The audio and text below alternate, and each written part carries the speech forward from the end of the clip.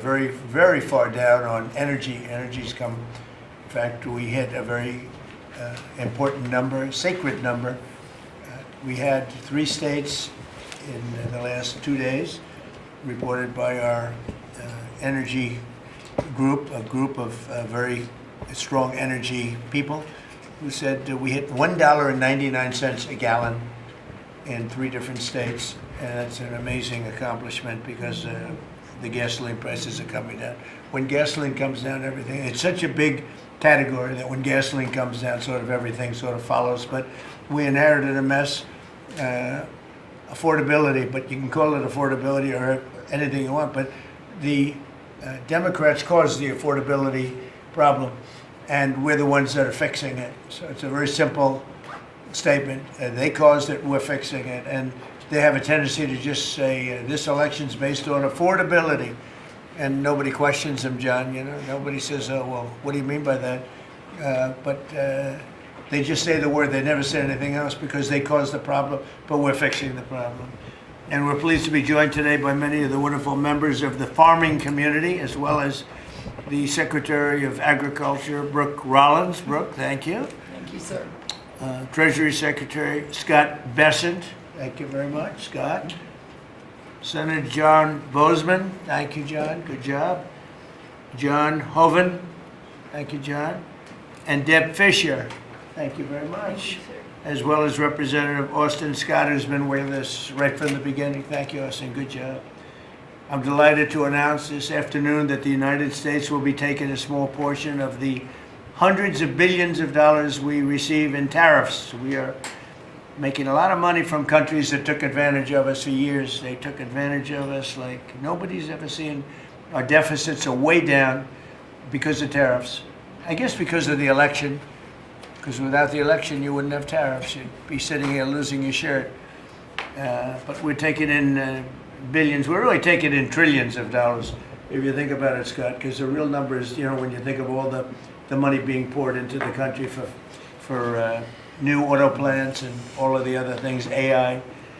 So what we're doing is we're taking a relatively small portion of that, and we're going to be giving and providing it to the farmers in economic assistance. And we love our farmers, and as you know, the farmers like me, because you know, based on voting trends, you could call it voting trends or anything else, but they're great people. They're the backbone of our country.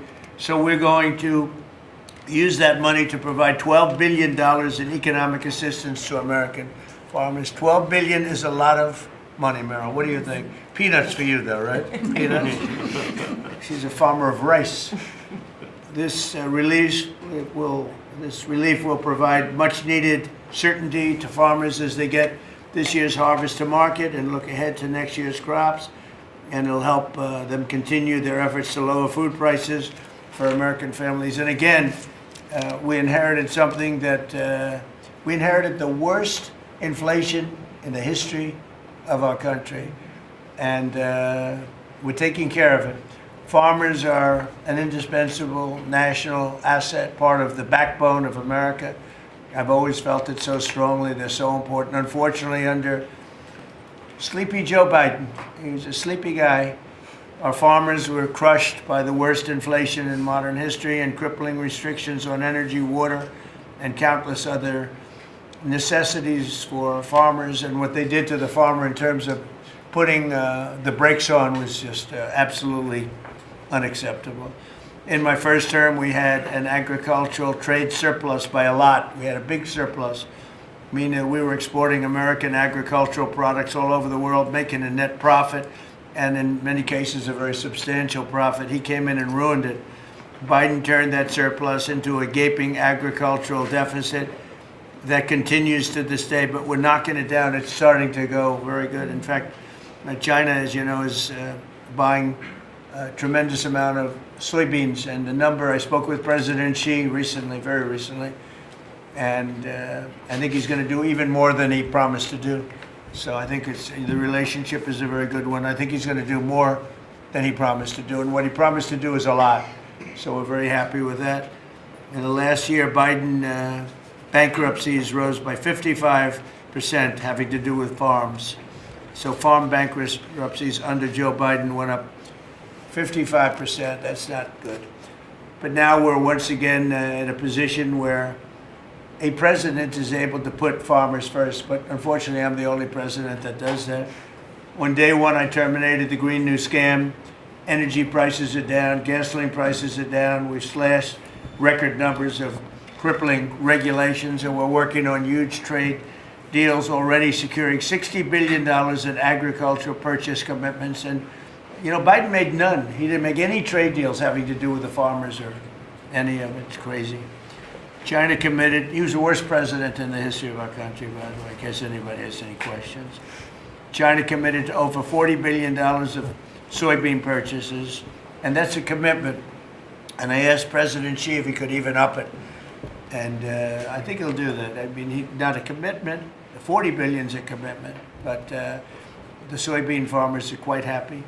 Since my successful meeting in South Korea with President Xi, purchases have been made and soybeans are being exported out of the United States to China as we speak. And I say that our soybeans, I told this to President Xi, our soybeans are more nutritious than competitors. Somebody said, is that a Trump statement or is that real? In fact, you know who asked me that question? President Xi asked me that question. He said, really, I had never heard of it. And he was a food purchaser for a long time. But that's what I hear. And Japan agreed to $8 billion in purchases of corn, soybeans, ethanol, fertilizer, aviation, biofuel, and rice. Japan never bought rice from anybody else. It's like a very important thing to them.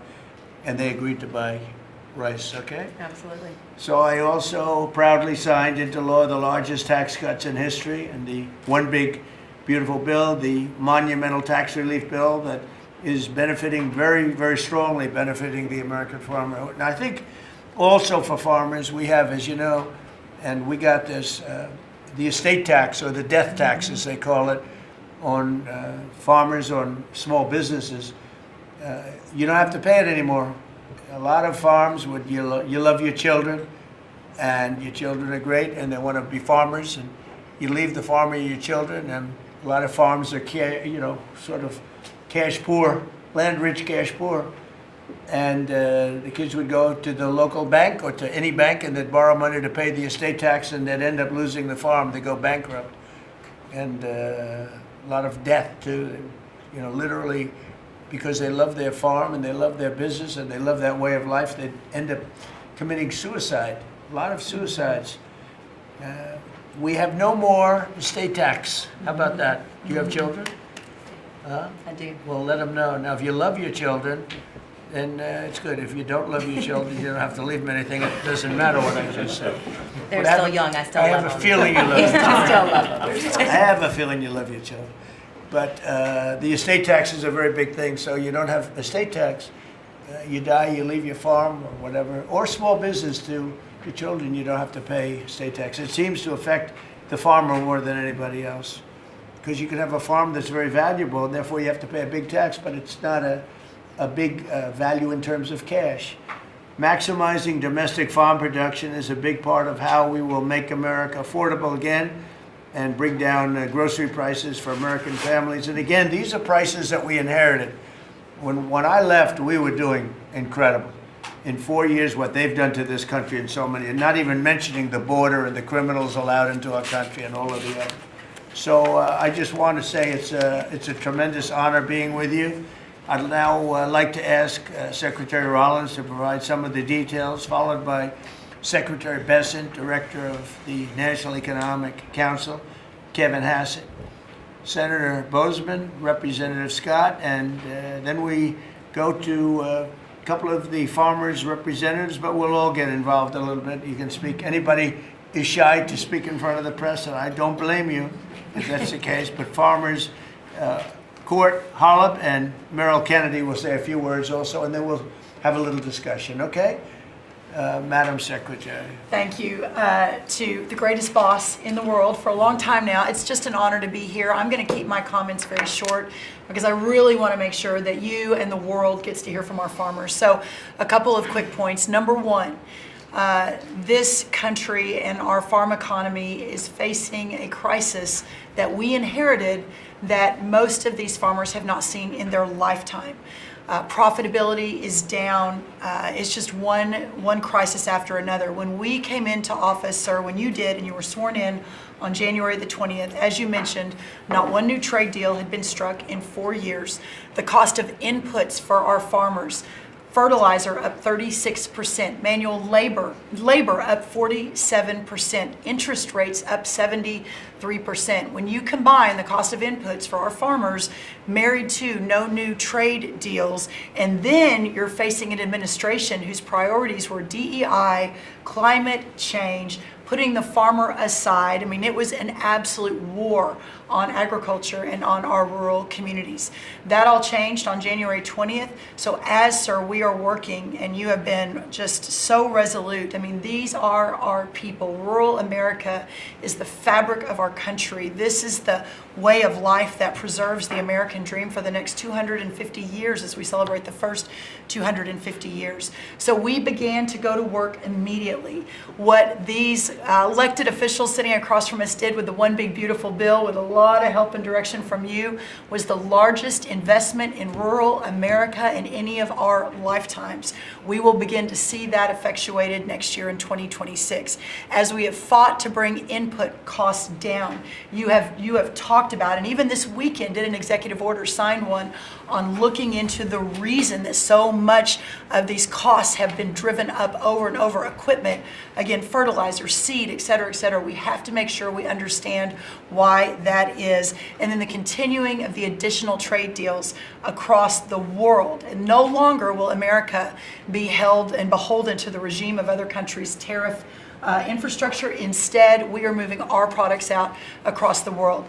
Having said that, and we have been listening to the farmers for the last 10 months, 11 months, sir, that the bridge that is needed to get from the last administration and what basically happened under the last president and the last U.S. Department of Agriculture to this new golden age for farmers, where instead of farming for government checks, they can farm to feed their family and sell their products and pass it on to the next generation, that this bridge is absolutely necessary based on where we are right now. So as the president said, we are very pleased to announce that today we are going to be effectuating an $11 billion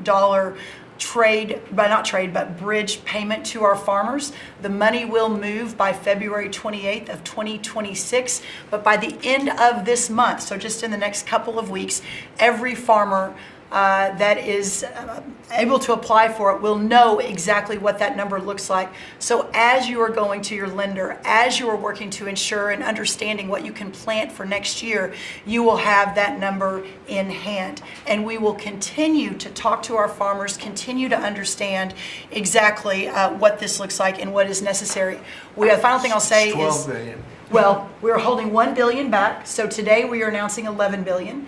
We are holding $1 billion back just to ensure that we are covering. So today's announcement covers all of our row crops, but some specialty crops and others that we are still working with to best understand where they are in the farm economy and ensure that we're making every forward-moving position that we need to.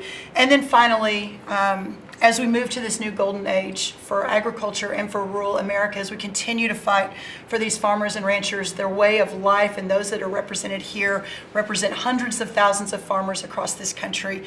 Just know that this president, I have never been around anyone who every time we talk, he asks, how are my farmers? Every single time. So we will never stop fighting. We will make sure that we're doing everything we can to ensure the next 250 years is just as bright, if not brighter, than the last. So thank you, sir. Brooke. Thank you. And this money would not be possible without tariffs. The tariffs are taking in, hundreds of billions of dollars, and we're giving some up to the farmers because they were mistreated by other countries for, I don't know, maybe right reasons, maybe wrong reasons. They weren't. They were trying to show us something, and it's really worked out really well. But because of the tariffs, this is possible. The other thing I'd like to add before going to Scott, and I think it's very important, we're going to also give the tractor companies, John Deere and all of the companies that make the equipment. We're going to take off a lot of the environmental restrictions that they have on machinery. It's ridiculous. I know because I buy a lot of that machinery for different things. We have a lot of big clubs with, hundreds, thousands of acres. And I buy a lot of stuff, and you buy it, it's got so much equipment on it for the environmental, it doesn't do anything, except it makes the equipment much more expensive and much more complicated to work, and it's not as good as the old days. And we're going to take a lot of that nonsense off of the equipment, which is going to reduce, and we're going to do it, and we're going to say you're going to reduce the prices. We're not going to do it and they're not going to reduce. They're going to have to reduce their prices because farming equipment has gotten too expensive. And a lot of the reason is because they put these environmental excesses on the equipment, which don't do a damn thing except make it complicated, make it impractical. And you really have to be, in many cases, you need about 185 IQ to turn on a lawnmower now. So we're going to take that off, that crap off that they put on Biden mostly. And we're going to take that off. So that's going to make that'll bring down the equipment prices a lot. That's right. And we're going to do that immediately. You're going to work with Lee Zeldin, who's not here, he's doing a fantastic job, and Lee is going to work that out. And that would be most of it. It's crazy. The machines, they're always under repair because they're so complicated that you can't fix them. The old days you used to fix it yourself. Now you can't do that. You have to be a PhD from, let's say, MIT. Okay, so we're going to get that done. Scott, please go ahead. Good. Thank you, Mr. President. Thank you to the farmers to join us today. And I will tell all of you here that when either in person or when we are on a call with President Xi, the first thing the president asking for is more soybean purchases. That's right. We don't talk about geopolitics. We don't talk about trade. It's about soybean We purchases. don't even say hello. We immediately start. Soybean. We start with the soybean, please. Could you do a little? It's always could you do a little more? So, and I think President Xi has heard President Trump. This group represents an American way of life that has fed our nation and its spirit for hundreds of years. You are the caretakers of the most productive agricultural country on earth. You drive hundreds of billions of dollars in exports, support millions of jobs, and keep America's economy running strong. And this administration is committed to keeping it that way. By putting farmers first, President Trump is ushering in a new golden age for agriculture. The President's $11 billion relief package for America's farmers comes at a critical time. These direct payments will give producers the breathing room they need to market this year's harvest and plan for next season. This serves as a liquidity bridge during a period of adjustment, supporting the strongest agricultural sector in the world. Add this to President's success in reining in Biden-era inflation, thanks to the administration's pro-growth policies, input costs like fuel and fertilizer are easing, and credit conditions are improving, interest rates are coming down, helping farmers prepare for the next harvest. President Trump scored a massive victory for America's farmers when he secured an arrangement with President Xi in Busan to reopen China's markets to U.S. agricultural exports, especially soybeans, sorghum, and other commodities. Under this framework, China committed to purchase at least 12 million metric tons of U.S. soybeans this growing season, followed by a minimum of 25 million tons annually for the next 3 years. And it's not just China. At the President's direction, Treasury, USTR, and the Department of Commerce have secured supplemental purchases of U.S. agricultural goods in major trade agreements across the world to open new markets to America's farmers. The One Big Beautiful Bill also delivered transformative benefits for America's small farmers. It locked in full expensing for farm equipment and 100% expensing for farm structures built during the President's term. I believe Representative Scott and a group in the House, we were originally just going to do factories, and they called us and said, you need to do farm structures too, and the President said, we're all in. And it extended and enhanced much needed relief from the punishing death tax, giving family farms greater certainty as they plan for the next generation. Mr. President, thank you for putting America first by putting your farmers first. Through pro-growth, pro-farm agenda, you are ushering in a new golden age of American agriculture, and Treasury is proud to help in this. Thank you, Scott. You know what we'll do? We're going to go a little faster because The last meeting we had was 3 hours. We're the most transparent group, so if we can go faster, it'll be great. And then we'll take some questions from the fake news. Is that okay? Kevin, go real fast, Kevin. Yeah, I could go really fast, sir. Yeah. Sir, the farm economy, you always ask me to just get a few numbers to put it in perspective. And as I've looked through the incredible performance of these people that work so hard and are such important people for keeping communities alive, the thing that struck me the most, because you and I were here in the White House during COVID, is that during those terrible COVID times, farm production didn't go down. Like these farmers, they went to work every day and they produced so much. But then Joe Biden came in, so we had COVID, and farm production didn't go down. And then Joe Biden came in, and he really wrecked the farm economy. And so during Biden's term, 150,000 farms closed, sir. 150,000 farms closed after we went through COVID, and we didn't have a problem. Now, why did we do it? Why were we able to do that? I'm going fast. The first is that, do you know that expenses for farms fell 5% while we were here because of all the things that we did, expensing and everything else?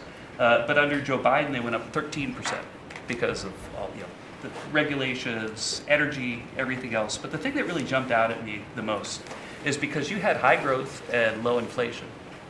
Interest expense for the farm economy fell $120 million per year while you were there in the White House. But under Joe Biden, it increased by $8 billion per year. And so you wonder why it is that we need this $11 billion, maybe $12 billion to build a bridge loan to America's farmers. It's because we know how to fix it, but there really was a hole that was dug in the previous administration. Thank you. Hope it's Thank fast you very enough. much. Good. That was quick. That's good. Appreciate it.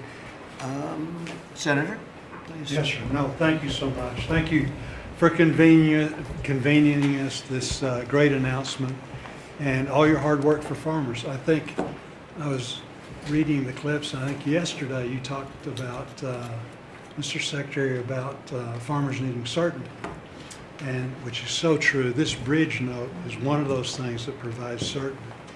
I also, as I was reading that, thought to myself, the one thing that farmers can be certain of is the fact that you've got their back, and you proved that through the years in the last administration and now this. I was giving a presentation to the Senate a while back, and I was talking about us having the cheapest, safest food supply of any place in the world. It's not just about the farmers in rural America. And so Marco Rubio was sitting by me prior to coming over here and becoming the great Secretary of State.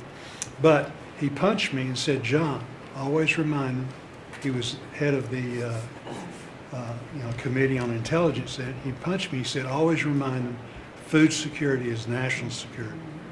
So this is important for so many different reasons. And again, I appreciate you for recognizing that, not only now, but when you were campaigning in your first election, how you treated the farmers in your first administration, and now stepping up.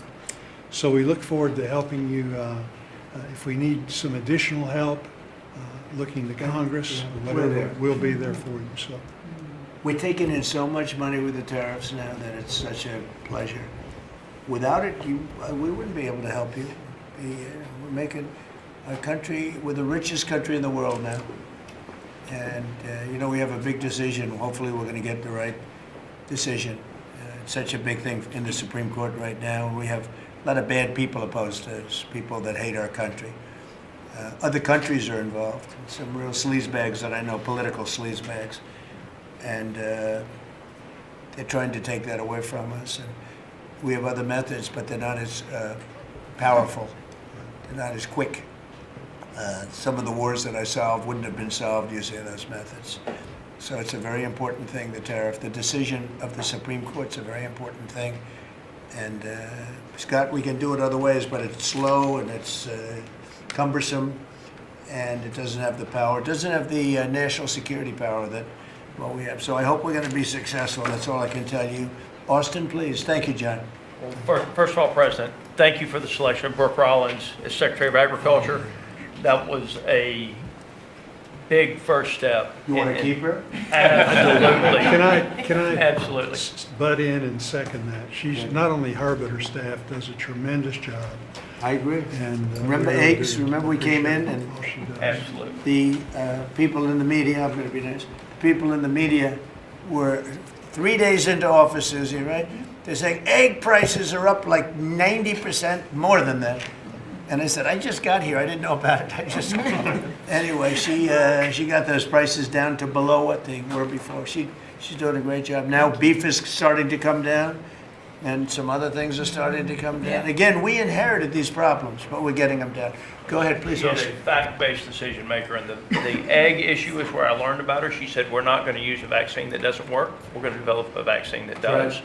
And that is 100% what it takes. And so we have to make decisions based on facts. And President Trump, the trade issues, I want to thank you for exposing what other countries are doing to us. Yep. I want to mention one specifically for the benefit of Kevin and Scott. I hope they're paying attention to it, but the European Union deforestation regulation, where they are imposing on our landowners rules that were established for Brazil, and now they're telling the American farmer what they can and can't do on their own land through this European Union deforestation regulation. Now, what does that tell? Explain that. They are telling the American farmer that if their timber is cut and they are going to use that land for pasture land or for production agriculture, that they will not take the timber or the byproducts from the sale of that timber. And I have talked with James a little earlier about we need to make it clear to Europe, Mr. President, If you could would. give me a 2-paragraph statement on that, I will give that to them, and they will do what they have to do. Yes, sir. We're always helping them, and they do this kind of stuff. And they pass little regulations that cost billions of dollars. It takes them 2 minutes to do it. They do it. Very tough. No good. You give me a couple of paragraphs. That's all. We don't have to do a lengthy study, and I'll get that changed fast. Okay? Thank you very much, President. We love you. It's incredible. It's incredible. I mean, every day it's something else. A country that can't feed itself doesn't know what freedom is. And so thank you for making sure that our farmers have the tools that they need so that we as a country can feed ourselves. Well, just what you said to me about, the European Union. Now, that guy's the European Union, right? We have to be able to act quickly with tariffs. We can't just, go to a committee, go to a study that takes 7 months and talk. We got to be able to act quickly. So thank you very much. Thank you. John? So, thank you. I think that's the message from Farm Country is thank you very much. In the Working Family Tax Relief Act, or as my young staffers call it, OB3, there is a tremendous amount for farmers and ranchers. You mentioned the credit as far as estate tax, which is so important. You analyzed it just right. But also in there, we enhanced ARC and PLC, which is a countercyclical safety net, thanks to the strong leadership of Senator Bozeman and our colleagues in the House. We also included the Farmer Act, which was my bill to make crop insurance more affordable. These tools will kick in next year, Mr. President, in a big, big way for our farmers. Big time. And people aren't even really looking at it yet. But it's going to be a very big deal. So today is all about bridging to get there. And I want to thank Secretary Bassett and Jameson Greer. They're tremendous. And they're negotiating hard out there for farmers and ranchers. And I know it's because you're setting the tone. But this is that bridge. And so we need to come back to Secretary Rollins. Thank you. Your leadership on this was vital. And Mr. President, you're right, they love you in Farm Country out there. All you have to do is drive out and see the flags and the signs all over the fields. on the hay bales, right? It's a great honor. They're great So, people, the best people. This is really important. Really important for our farmers and ranchers. Thank you very much. Hey, you're doing a great job too, John. Thank you. And whatever we need, we get through the Senate, we get through the House, we'll get it done. I think we'll start maybe with Court Hollow, and you come from that place that I'm very happy with. I hail from the great state of Iowa. I'm surrounded here by some of the greatest farmers in the area and from across the country. Anything from rice farmers, we've got all sorts of cotton farmers, everything. Everything is here represented so well. And first off, from me, I want to say thank you for this bridge payment. It's Christmas early for farmers.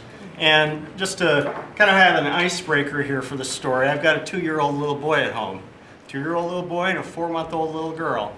And the other day I was reading my little boy a story at night, putting him to bed, and he said, "Daddy, I don't want Santa Claus to come to our house for Christmas. I want President Trump." And I think, Mr. Trump, I think you brought Christmas to farmers.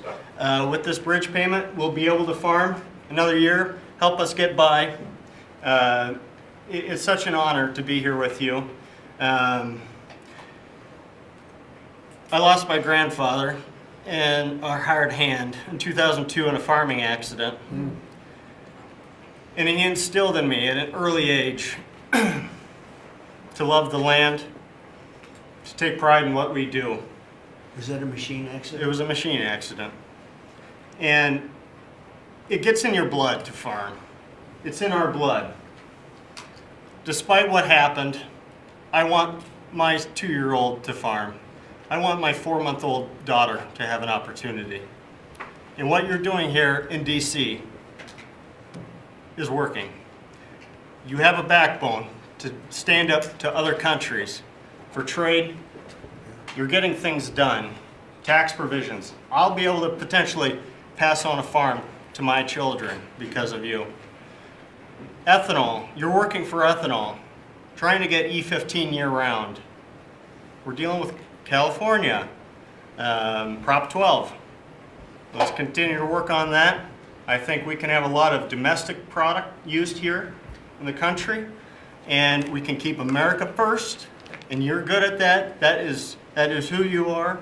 And if we keep that E15, you could have the biggest... E15 is a big deal?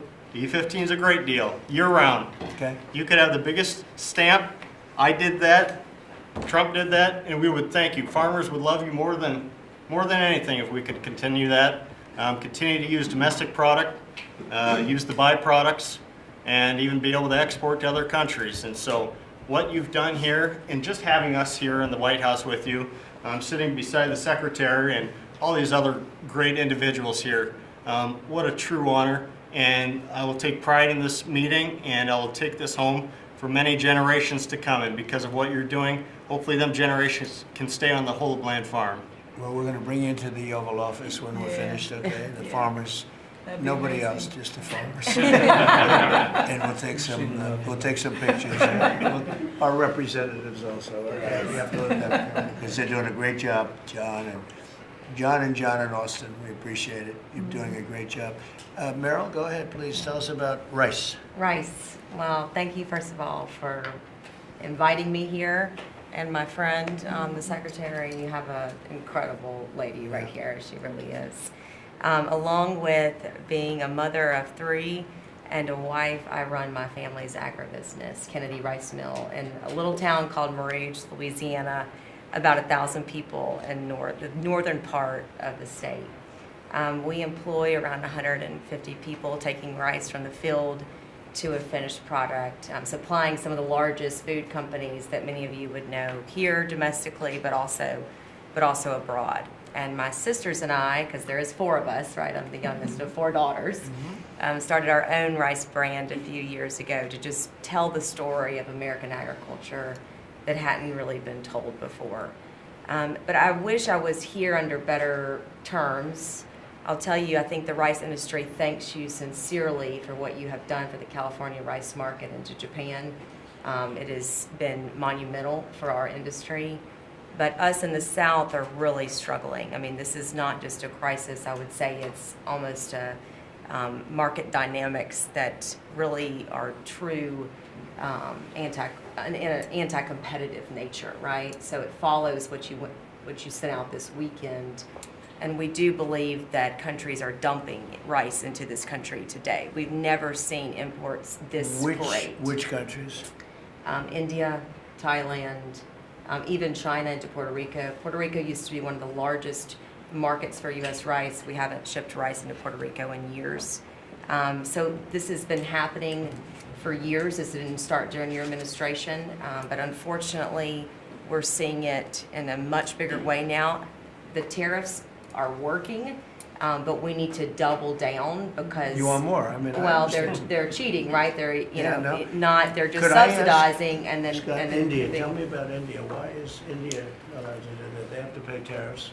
Do they have an exemption on rice? No, sir, we're still working on their trade deal, so we'll. Yeah, but they should be dumping. I mean, I heard that from London. So you can't do that. There's a Okay. WTO case against India Give me right give me now. the countries, if you could. Go ahead. India, who else? So Mark it India, down, which is good. Yes, sir. India, Thailand, China into Puerto Rico, not into the continental U.S., but into Puerto Rico. Those are the main culprits. So Puerto Rico used to do a lot of business and now you're. 100% Puerto Rico was U.S. based, All right. and So now easy to it's. settle. Okay. But there's others too, and I can get you a full You list Get as me a well. full list, Of yeah. course I can. All right, So. go ahead. So truly, this is a national security issue. I think you put it just perfectly.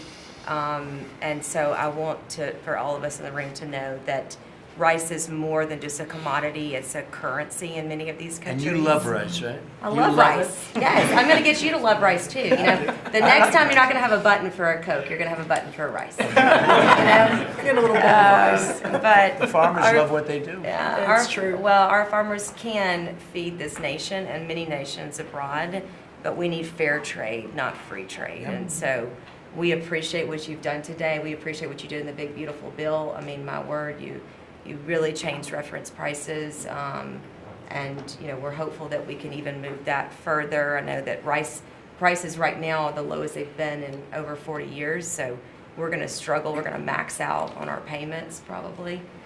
So that's something that I know those in Congress can potentially help us with to change. But again, we appreciate everything you're doing. That's solved so quickly with tariffs to these countries that are illegally shipping. It's solved, your problem is solved in one day. That's why we have to win the Supreme Court case. In one day, that problem's solved. It's so unfair. They go out of business. They put everyone out of business. That's what they did to our car industry. We lost more than 50% of our car industry because of that. We lost our chip industry. It went to Taiwan because of that. If you had a president that said, no, you can't do that, it's 100% or 200% tariff on chips if you make them outside of the United, we would have never lost our chip industry. But we're going to have 40 or 50% of it back very shortly because they're all coming in now from Taiwan. They're building chip companies. But it's the same thing with rice. Thank you, darling, Yeah. very much. Thank Really you. nice. Well, it'll be good. We'll Thank you. get it solved very quickly. We just need the countries. We just give us the names of the countries. Yeah. Tariffs, They again, own the it largest solves the brands. problem in 2 minutes. Yeah, they've bought the largest brands at retail too, right? So they have an incentive to subsidize their products so that they can keep it on the Yeah, shelf. who did that? The Indians own the two largest brands. And we'll take care of it. It's Thank it's so easy. So, do you have any questions? Yes, President Trump. How are How you? about keeping it on farming? Your team answered all of my questions on Votes. farming, but I do. Do you have a farm Mr. question? President, in the interest of affordability with this aid package, I assume that that's something you want consumers to see before midterms next year. How quickly will that affect prices at the grocery store? Well, I think the prices are going to be going down already. I mean, the prices are way down. We brought prices way down from what it was. We inherited high prices. We inherited the biggest inflation in the history of our country. That means prices going up. And we brought it down very substantially. Now inflation is essentially gone. We have it normalized, and it'll go down even a little bit further. You don't want it to be deflation either. You have to be careful. But we brought it way down. We had inflation that was the highest in the history of our country. They say 48 years, but I say the history. 48 years is pretty bad too, right? So we're solving those problems. President Trump, We're would bringing you- them way down, yeah. Would you consider MAHA incentives for farmers that go by MAHA guidelines? Well, a lot of the farmers like those MAHA guidelines, yeah. So, I mean, they do. We like MAHA. How do you feel about Yeah, that? let me answer that. So this is another reason, I didn't mention it, but this is another reason I think that what we're moving into is a golden age for agriculture. As Secretary Kennedy and I, and across our cabinet with the president's leadership, focusing on making America healthy again, the undergirding foundational effort in that is our agriculture industry. It is our farmers and our ranchers. So as the new dietary guidelines come out in early January, where USDA alone spends $400 million a day on nutrition programs, that's a whole other SNAP, fraud, etc. But when you think about what a market mover that is, as we begin to move the market toward more locally produced, American-made, healthier products, closer to the schools, the hospitals, etc., you again begin to open up so much of the market for the great products produced by these farmers instead of ultra-processed foods out of a box. So there's a lot that's going to be coming on that as well. I'm really Mr. excited. President, I have a question. It's not related to farming, but if you'll entertain. I'm Kara from Lindell TV, Kara Kashnova, and I'm not fake news, just so you know. And everybody's talking about the pipe bomber over the weekend, the suspect that was taken into custody. I reported on Biden's kangaroo court for 4 years, and this is an important question to me. Everyone knows that J6 was a Fed's direction to set you and your supporters up. So my question is, what's your gut instinct about the new pipe bomber suspect taken into custody? Does your instinct tell you that he acted alone? And also, Mr. President, how do you feel about the lead prosecutor on the pipe bomber case? Jocelyn Ballantine is the same prosecutor that allegedly asked the J6er to lie to frame you for J6 when you did nothing wrong. What are your thoughts? Well, thank you. I really appreciate that question. It's sort of a statement, and I appreciate it very much. Jocelyn is being looked at. They all have to be looked at. What they're doing is so bad. This was a whole Democrat hoax. The whole thing was a Democrat hoax, and it's all being looked at. I appreciate Is that. this the final aid package, Mr. President, or is more expected? Is this the final aid package, farm aid It package? depends on where we go. China's buying a lot. Other countries are buying a lot. And, you know, the interesting thing about the farm, they don't want aid. They want to just have a level playing field. No, please. I've seen that more with farmers than anybody else, any other industry, right, Deb? Right. We've seen it more with farmers where I've had meetings like this, and primarily in the first term, and we did a great job. We turned it around. This is going to be the golden age. But the farmers don't want aid. They want to have a level playing field, because if they have a level playing field, they'll do better than anybody else. They're better than anybody else. Our product is incredible. Our machinery is incredible, right? I mean, we do have the best machines. It's a very big statement I made, though. The environmental excess that we have put onto our tractors and all of our machinery. Do you all agree with that, by the way? Oh, yes. You don't It's got to go. It doesn't do anything except make the machines break all the time. Yeah. And I must say, I like to buy old machinery. I said, buy old, Yes. because it's better. The new stuff is terrible. It never works. Never works. Mr. President, you said that you would have no, Yeah, listen to Mr. this. President, you said you would have no problem with releasing the full video of that strike on September 2nd off the coast of Venezuela. Secretary Hegseth I now didn't say says, that. You said that. I didn't say that. This is ABC fake news. you said that you would have no problem releasing the full bit. Okay, well, Secretary Hegseth, Whatever Hegseth wants to do is okay with me. he now says it's under review. Are you ordering the secretary to release that full video? Whatever he decides is okay with me. So every boat we knock out of the water, every boat, we save 25,000 American lives. That was a boat loaded up with drugs. I saw the video. They were trying to turn the boat back to where it could float. And we didn't want to see that, because that boat was loaded up with drugs just like everything else. But every boat we shoot down, and I don't know if you know, we're 92 or 94% down in drugs coming in by the sea. And we're trying to find who are the 6%, because I don't know, people aren't liking to drive boats right now loaded up with drugs. But every single, think of that, every single boat we shoot out, on average, we save 25,000 American lives. Do you feel okay about that, Court? Keep us safe. Okay, I know my men. What about you? Are you okay with that? Totally fine with Are you that. committed to releasing the full video? Didn't I just tell you that? You said that it was You're up the to most Secretary Hegseth. obnoxious reporter in the whole place. Let me just tell you, you are an obnoxious, actually a terrible reporter. And it's always the same thing with you. I told you, whatever Pete Hegseth wants to do is okay with me.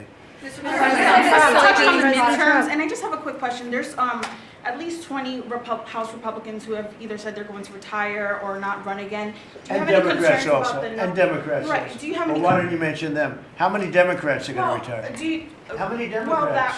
Well, that's what I was going to No, ask no, you. but Do you why don't have you tell me the number of Democrats too? You tell me Are you about. concerned about the narrow margins? And No, I'm not concerned. I think we're going to do Elise well. Stefanik is among them, and We will have the Nassau greatest County economy. Bruce Blakeman, who you know as well, is considering running for We're going governor. to have the greatest economy in history. How many Democrats are retiring?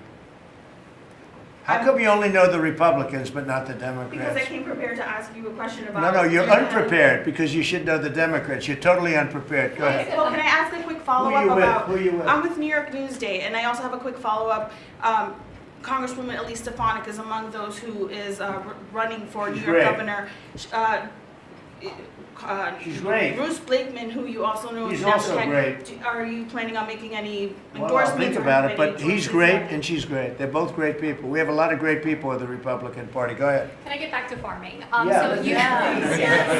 So you talked about the profitability issue, the machinery playing a role in that. I know Right. fertilizer plays another role in that. A Right. lot of that, the way I understand it, it comes in from Canada, different countries like that. What are we doing to bolster domestic fertilizer production to help make that more affordable? And then I think that will Well, transition one down of the pipe. things, a lot of it does come in from Canada.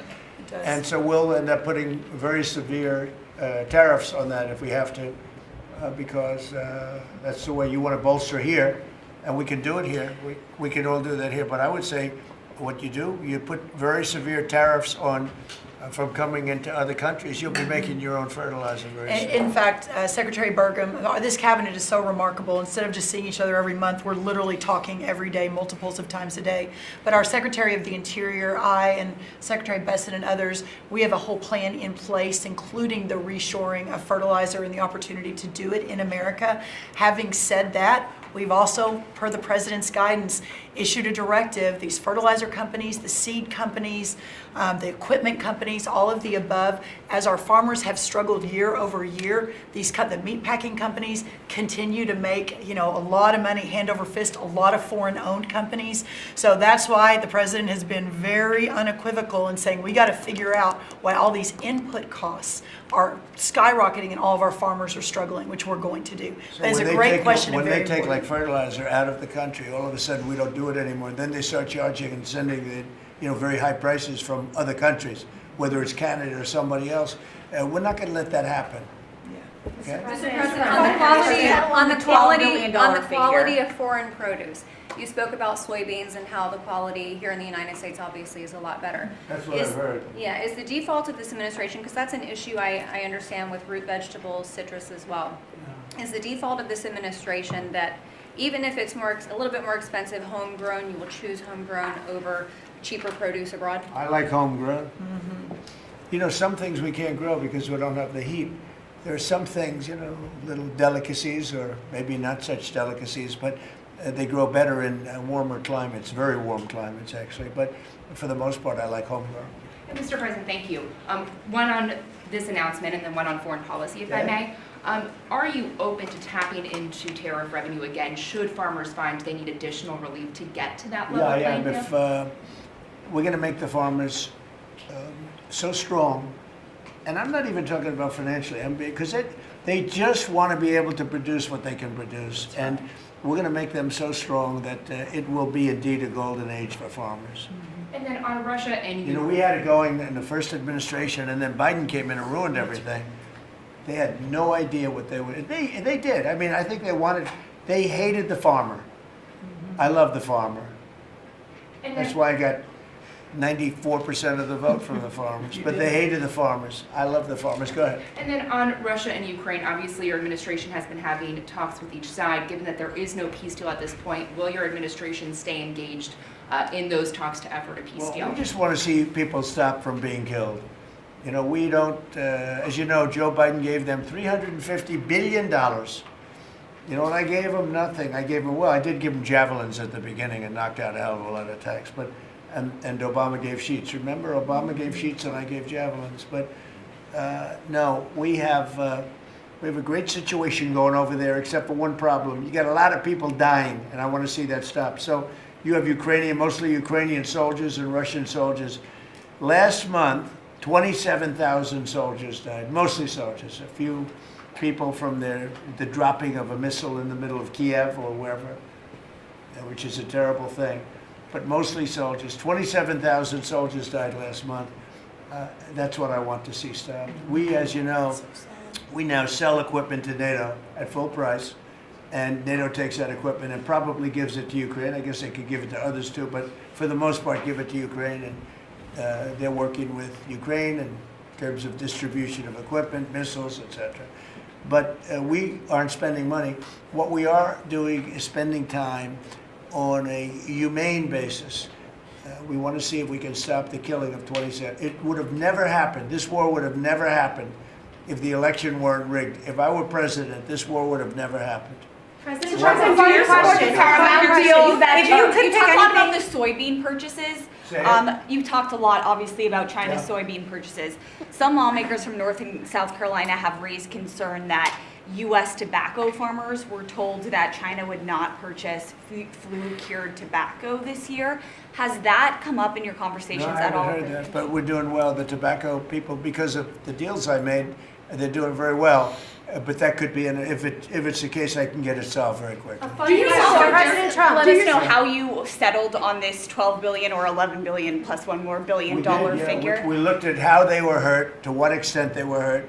We did a very, steady progression of charts, and we figured out a very exact number, and it was about $12 billion. Okay. President Trump, if you had one Christmas wish for America besides making American farmers great again, what would it be?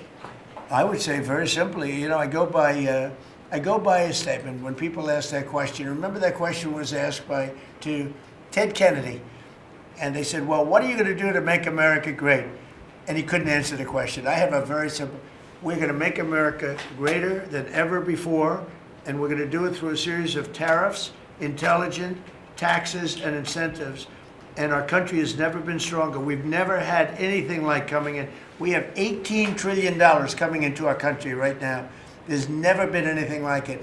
And if you ask me that, I'll say I just want to keep doing what I'm doing because there's never been anything like that happen. Do you support The biggest number ever in history was $2 trillion, and we're at $18 trillion. This is money pouring into our country on building car plants, on building AI plants.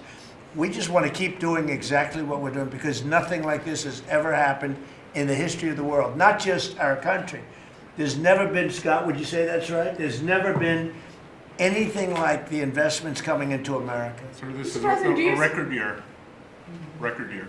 Do you support the Paramount deal, sir? On healthcare, Mr. President, 22 million Americans are expected to see their healthcare insurance premiums start to rise by the beginning of next year. You're talking about because Obamacare is so bad? Yes, well, sir, because the Obamacare subsidies are expiring. Are you going to do That's any? because Obamacare is so bad. What is the Republican plan? Are you going to let that happen on your watch? What I'm going to do is, if the Democrats go along with it, which they don't want to because they want to make the insurance companies very rich, okay?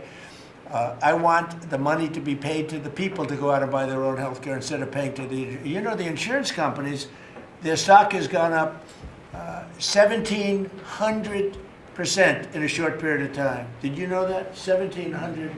You wish your corn went up, right? But the insurance companies' stock has gone up by 1,700%, 1,800%. They're taking in trillions of dollars. I don't want to pay the insurance companies anything. And I know a lot of them, but they're owned by the Democrats. And the Democrats have, Obamacare is a setup to make insurance companies rich.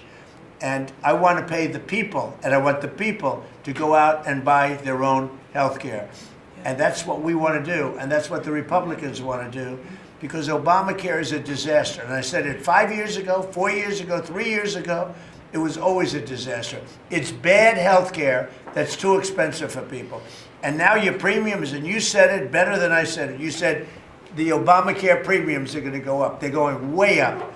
And what I want to do is have the money. And you know who's getting that money? A lot of it is the insurance companies. I want the people to get the money and go out and buy their own health care. And everybody wants that, right? Okay. When Mr. President's putting that bill on the floor, sir. Do you have any reaction on the fine that was imposed to X by the European For Union? what?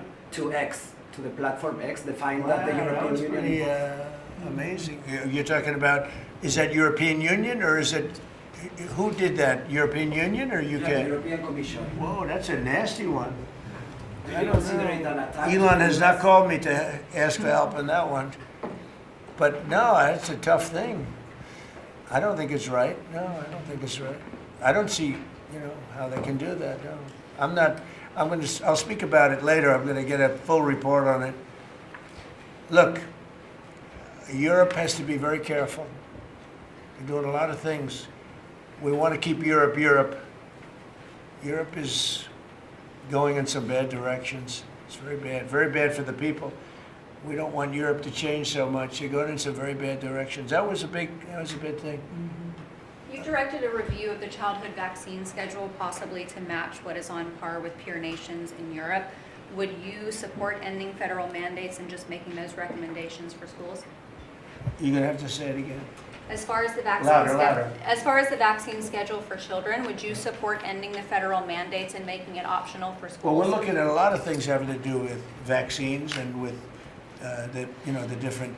I think we take like 88 different shots, all wrapped up in one big glass of stuff like that, and we're going to be reducing it very substantially. Do you support the Paramount It'll be safe, bid, Mr. President? but we're going to be reducing it very Do you substantially. support the Paramount bid for Warner Brothers that came I don't this know enough morning? about it. You spoke about Netflix last night, saying you have concerns about them. I know the companies very well. I know what they're doing, but I have to see what percentage of market they have. We have to see the Netflix percentage of market, Paramount, the percentage of market. I mean, none of them are particularly great friends of mine. You know, I want to do what's right. It's so very important to do what's The right. Paramount deal was supported by Jared Kushner, Mr. President. Would that impact your decision? If Paramount is, I don't know. I've never spoken to him about it. He's really trying to work on Gaza. I think Gaza's his primary thing is Gaza. If you're making house visits on Christmas Eve, as he suggested, does the beast need to be fitted with sleigh rails? You want to answer that question? Absolutely. We should put sleigh rails on the beast, yes. Madam Secretary, do you support that? Go ahead. That Republican plan that you just talked about when it comes to health care, when do you expect Republicans to put Oh, that we're on? looking at it very strongly, and we're also going to the Democrats and asking them to do it. The Democrats want to make the insurance companies rich. They're all paid off by the insurance companies. A tremendous amount of the insurance company funding goes to Democrats. Why don't you ask that question of the Democrats? Because I would love to do it. I'd love all of the money to go to the people. They go to the people. You know, I put that out 2 weeks ago. It became #1 viral. People love it. I want the money to go for healthcare, to go to the people and let the people buy their own healthcare through an account. They can buy their own healthcare. And everybody loves it, except for the Democrats. And you know why they don't? Because they're paid off by the insurance companies. Okay, what else? Yeah, Alina Habba says she's stepping down as U.S. Attorney for the District of New Jersey after the courts disqualified her. Do you have any comment on that? Well, she's not disqualified. You've got a blue slip thing that's horrible. It's a horrible thing.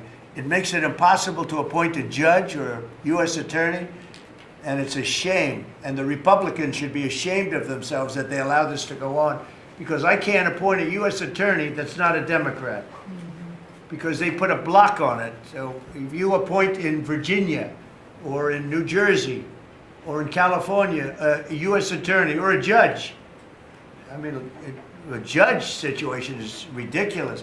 The only people that you can get by are Democrats, because they will put a hold on it.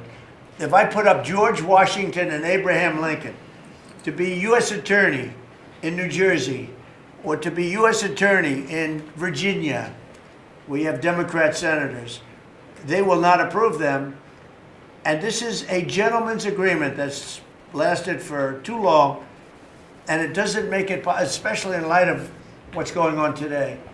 It means you can't appoint a Republican U.S. attorney, and we don't play the same game with them, but they do. And I hope that somebody speaks to Senator Grassley about doing something about the blue slip, because I'm telling you, John, I put up great people, top people, highest education, the best lawyers to be like U.S. attorney, and both senators, it only takes one, but if they're Democrat senators, they say we're not going to approve it. I had a couple of them say, why don't you appoint Democrats?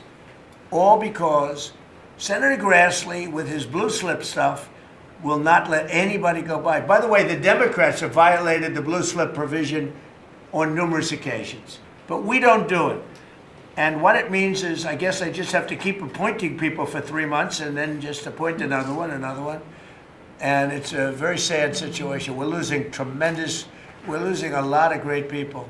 We have about 7 U.S. attorneys who are not going to be able to keep their jobs much longer because of the blue slip. Because unless, I think I know why they did that, to protect their ass. Okay, that's why they did that. But it should be done away with. I want to be able to appoint the most highly educated, the most respected people. They can't keep their jobs because of the blue slips. Terrible. Okay, thank you very much, everybody. Thank you. The farmers, let's come into the Oval Office. All right, Deb, come on. We're going to go into the Oval Office. You're going to see what a real office is. You keep your little... Thank you, press. Let's go, let's go. Keep Thank these. you. I Start keep moving. them. Keep going. Thank you, press. Hey, Tyler. Thank you. Thank you, press. Let's go. Let's go. Thank you. Thank you, press. Keep going. Keep going. I know. Thank you. Hey, Deb, Thank you, be press. blue slip. You know I cannot appoint anybody. Huh? I can't appoint anybody. They're unplugged. Everybody I've appointed, their time is expired. And then they're in default. And then we're losing cases because of... Tariff.